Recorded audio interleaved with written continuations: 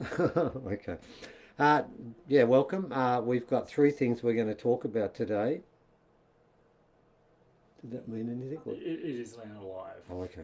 Right. Three things we're going to talk about today. The first one being an article that's just been put up, which originally was going to be called Three Rings for the 11 Things. It was an obvious play on Tolkien, deliberately so, because what we're going to talk about in this particular article are the things that happen that you don't find in a science book that sound very much like what Tolkien spoke about.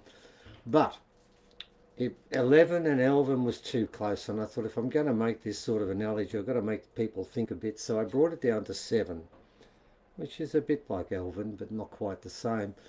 Simply because, well, number one, I was meant to. This was meant to be small, and it's over 4,000 words. The article, and probably most of you won't read it, so I better tell you one part of it now. And if I'd done 11 from 7, it'd be about 8,000 words. It'd be nearly a little book. So we cut it back to 7. Now, the trick with this is, and I'm going to say to people, because we do have three rings from Atlantis and we have quite a few objects from Lemuria, and we've done the chemical analysis, we can prove that it is orichalcum, and until 2015, orichalcum was a mythical metal that came from Atlantis and nowhere else. All that sort of stuff we've covered. And for those people who want empirical proof, we've written about 8 articles on that, and we've provided links in this article. So if you don't believe what we're saying, go and read those articles, and when you come back and you hear the word Atlantis, you'll be more disposed towards accepting there could be something in this. So what we've done is I've chosen seven incidents of things the rings have done that defy the laws of nature. And I'm going to give one now just to prove to people that this is a legitimate article. And 6 of them happened to us. On the 7th one, we chose something to happen to 2 other people, separate from each other, when the experiences were identical. And we sort of used that as a way of showing it's not just us. But I will give you one example of one of these rings and what it's done and what we found about the 3 rings from Atlantis. And 2 of them, you put them on your finger and you get bound, okay? And you get reactions and things happen. With this second one, it's different. Insofar as whether you put it on your finger or put it in a lead lined jail, which it's in most of the time anyway because of the way it's misbehaved, it still works. And it doesn't need to be on your finger to affect people and do things. And I'm going to give you one example now, and hopefully you might want to read the rest after this. And it's not the most dramatic one, but it's real, and it happened to me, and my wife was there, and we both saw what took place, and it's part of what this thing's about. Now, what had taken place was the second ring, for reasons I haven't fully even gone into in this article, which is the only one we're trying to save. Once the ceremony and ascension takes place, the end of this year, and the earth changes forever. Um, 2 of these rings, well, one's been destroyed, and the other one, which I've got, which is mainly, in fact, always in the prison, I will destroy. We need them before that simply because on the ceremony that takes place on the solstice, the third one, these rings are incredibly powerful. And what's going to happen is the way they're going to be used and the way the arrangement of the rocks and all the different artifacts and the bones and stuff put together in that circle, it will bring the very best out of both these rings. We know that's going to happen, and it will give more power to what's going to take place. But past that point, um, one's been destroyed because it couldn't be controlled, and you'll find out the story about why that happened, but I'm not doing that now. The third one has been used once in ceremony with me and has nothing in it that can be saved, so there's no point. And the second one, yes, we're trying to, particularly I'm trying to actually save the thing and somehow convince it that it's in its best interest to return to how it began. All the Atlantean rings began the right way. Now, what happened on this occasion was I'd been actually sort of locking this one up and not wearing it much at all. I have worn all of them, of course, at different times, and 1 and 3 a lot. 1 and 2 a lot. 2 a real lot. Um, and I hadn't worn it, and it had been asking me to put it on. I just wasn't because it had misbehaved. It's done this quite a few times, more than all the others. Anyway, finally, after about a week, I put it on. I put it on my finger. Now, I don't put it on my right finger because that's reserved for the Lemurian ring, but I do put it on this one here. And I put it on, it slips over and comes off easily. But not on this occasion, because what actually took place was when I put it on my finger down here, it started to squeeze that finger and it started to hurt a little bit, and I tried to move it over the knuckle and I couldn't, and that meant basically either that finger was getting fat or the ring was getting thinner and smaller, and I know which one it was because it was certainly that one. Now what took place was, to begin with, I tried to pull it off, then I tried to ignore the fact, but as each minute went past, the constriction was more noticeable and you could feel it and it was hurting. And it got to the stage down here where the skin was on both sides and the flesh was above it, and it was inside there, making a ring inside, burrowing inside the flesh and getting closer to the bone. And by that time I realised I had a real problem there. I mean, it's not my tennis hand, so I can still play, but I've got to throw the ball up in the air, and you use that finger a bit for that. So I'm thinking I'm going to lose this finger. And I seriously thought that. And as it started to get painful, I realised then, no, this is getting ridiculous. And in the article I mentioned this. I said at that stage, I said to my wife, I'm going to lose this finger. We better get to the hospital. At the same time, I also thought, yeah, so they can cut it off. And if they had something like 10 snips, I think, hang on for a sec. I've got things that can cut this off and stop it now, because if I go to the hospital, that's what's going to happen. They're going to cut it. I said, I could do this. I don't need to go there. So with that thought, I thought, okay, I'll go down to the shed because we live on a property, and I'll go and get the snips. And I've got some fine ones there, and I knew it could do the job. I knew it could cut it one side anyway. And as I thought that, the ring stopped, and the pain started to go away. And within a minute of me realising I could cut the ring apart, destroy it, and I would have, and buried it like I'd done before, in different places over a big area. As I thought that, the ring started to widen again, and within a minute it slid off like it had before. So ladies, that's just one example, and to begin with, I have wrote a list of 19 things that the rings have done, and mainly about Atlantis, because I've said many times before, the rings were integrally involved in the destruction of Atlantis. They weren't the only reason, but they certainly were one of the main catalysts of which it came apart and made sure Atlantis had to fall on its own sword. And the reason why these rings have returned now is simply because it senses the same climate, the same chaos, the same destruction, and the same end result. So that's the story in those rings. It's the other part of the story, and I figured I'd put them all together in one side, because obviously our critics are going to kill us for this, but there's only one small problem. It's the truth. Now, other two things I want to quickly mention is we're having a workshop coming up, I think not this weekend, but the weekend after. And I've mentioned this before, and I'm going to mention again. We're actually arranging as I speak, and we'll probably have destinations for most of the artifacts we have, but they will be here, not this weekend, but next weekend, and I think probably going to be sent away on the Monday, the way things look at the moment. So this will be the only chance. Now, I've shown these before. Here's one of the ones we've got, which is an amazing, it's, by the way, it is actually rock. It's not a piece of wood, which it would look like.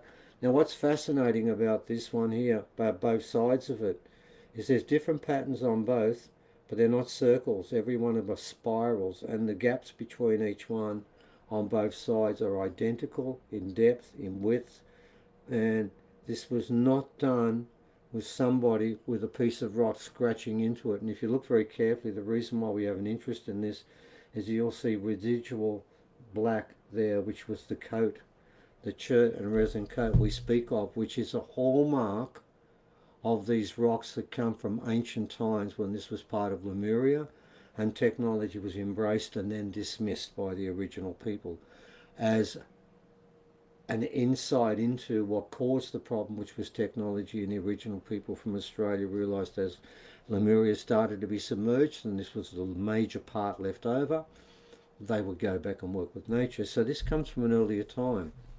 This particular rock I've shown people before is amazing because the technology involved is not a mark on it. Now there are some scratch points there. That's so when I hold it I can make contact with the rock and my fingers can go into that rough area and reach the rock underneath. That's common with every rock we've got that's held. But past that, this is amazing technology and difficult to do even today to create this. And if you say, oh, it's a grinding stone or it's an axe, it's neither. There's no hafting point. There's no contact point. It's never been used in anger or cutting or anything else. Now these rocks plus another 4, which I'm not showing you because they're not staying here. They're going back to this sacred place because those ones are clearly of the technology of stick, stone and bone, and we don't have those sort of things. And because we know where these other ones went to, all we've been concerned, and that was a promise we made, is putting them back on country with the right elders so they can look after them and keep them for ceremony. Amazing rocks. I can show them to the people on the day that come, because what we're going to do, the people who come to our workshop, is they'll be sitting inside these circles with these rocks there as we get closer to the change, and these people that are coming back, I think they're nearly all people who are coming back before, I understand fully this is different and it works. All the other presentations will be completely different from before. We're going to have a novel set up, and I'll get to this in a sec too, with readings from Mesrev's book, and I'll get to the problems we've dealt with there soon enough. So I'm inviting people to come to that.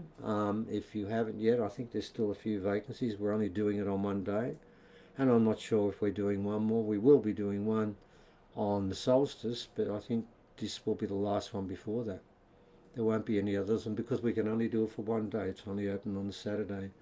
And if you can't come, please join our online conference, because we've got Lynn Pickett and Clive Prince from the book, The Knights Templar. And as I've mentioned before, when we started this process of writing, we started with the links between Gnosticism and the dreaming. And we had 4 reference books: the Nag Hammadi text, Bill Nedge's book, Cackadoon Man, the Gospel of Thomas, and Knights Templar book by Lynn Pickett and Clive Prince. So it's a real honour. And what we're going to be doing on that day is we're going to be talking about the many links between Gnosticism and the dreaming, and in particular our belief that Mary Magdalene was number 1, the equal of Jesus in every respect, and it was a partnership. Number 2, the holder of women's magic. And number 3, which is quite recent and quite a recent addition, is there's a chance there that Mary didn't even come from Judea but came from India.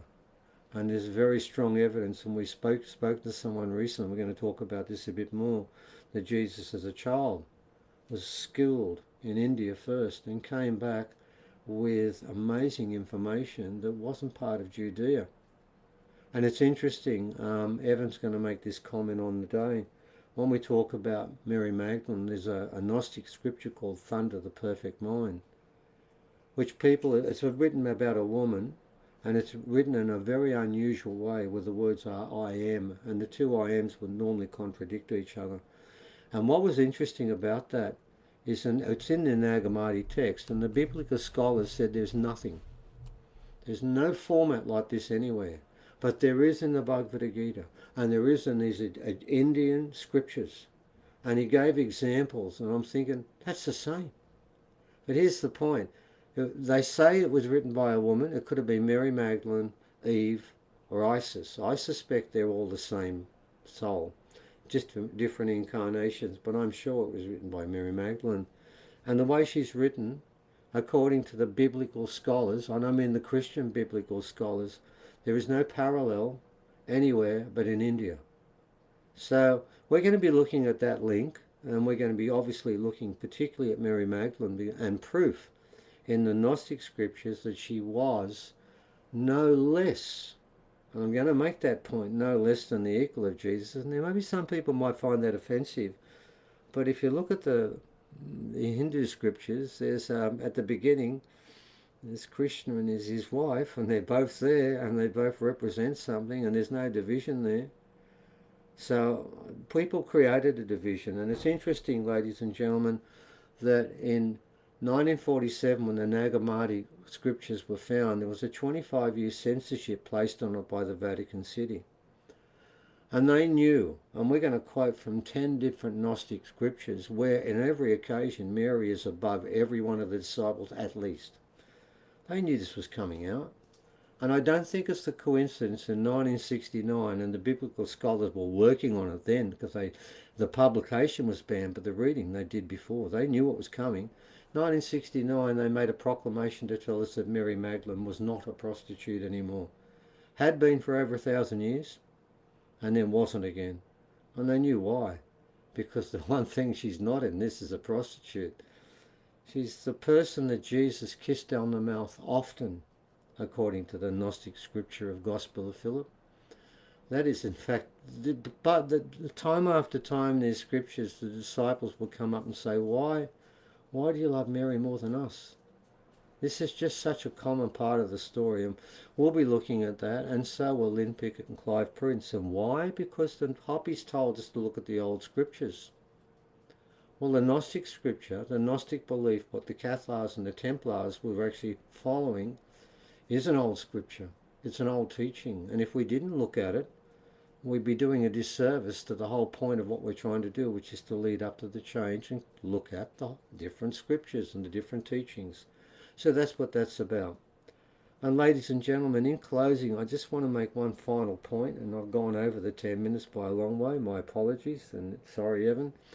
The book, which we're going to do a very novel experiment with on the day, where you guys are going to be in the same situation I was when I asked questions to Mesref, and we'll break into groups and do that for the people who come. But in the meantime, we had an issue with the book, and there's a full-page as a nexus about the book. And I know people have made contact saying, why can't we get it? Well, it's a twofold answer. Number one, I've got a book, and it's called that, but I wouldn't give it to the rabbit to eat. Look, the stuff that Leah wrote about her life before and her life with the aliens and why this is true and what her job is and how she channels and me backing up, that's all written fine. But the whole part where it came to the actual discussion, because what we were going to do is basically take just take a word-for-word copy of what we said and what Mesref said, put it through a computer that takes the words, puts them into words, and then fine, that's it, you put it out. We did all that. And apologies, the editing that was done when it came to that section wasn't all it should have been, and it missed a couple of vital things, like every name turned into something horrific, and it became impossible to work out what I was saying, what we're talking about. I mean, Edgar Casey became the word education, Mesref became midriff.